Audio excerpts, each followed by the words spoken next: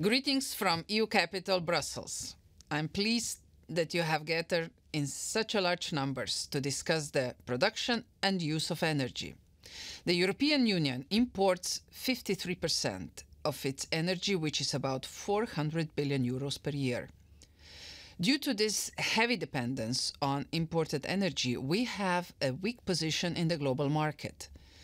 This is something the European Commission intends to change by completing the internal market for energy. We will need the cooperation of member states, businesses and citizens to achieve this. However, as Commissioner for Transport, I also feel it is important to use energy more efficiently and decarbonize the energy use in transport. Let me mention a few examples to show you how we will achieve this. Firstly, with the road package that I am intending to put forward next year. I want to intensify a more economical use of energy in transport.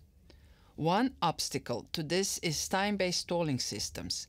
I want to replace such systems with distance-based tolling since it better reflects the amount of energy consumed. Secondly, a priority of mine is to fully implement the Alternative Fuels Directive. As I visit member states, I urge governments to adopt ambitious plans for the rollout of the necessary changing infrastructure.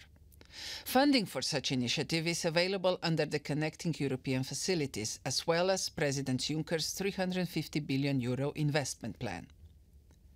24% of all CO2 emissions in the EU come from transport.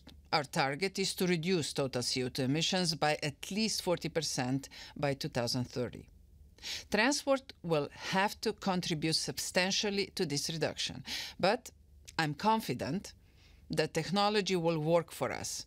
The European Union Horizon 2020 research program will be important to fund research into alternative fuels and new propulsion systems.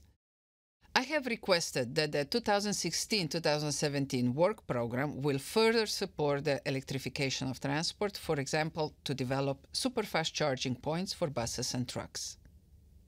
We must promote those modes which produce less CO2. We are currently negotiating the fourth railway package. It will make the use of rail more efficient and more attractive. We are also working to support inland waterways and shipping as alternatives to road transport. Fourthly, we need to manage transport better to make it more energy efficient. To that effect, the EU supports the deployment of intelligent transport systems through funding and regulation. Another example is the CESAR program, which seeks to better manage the traffic in the European sky. We must also rethink our transport patterns and promote more sustainable mobility options, including walking and cycling.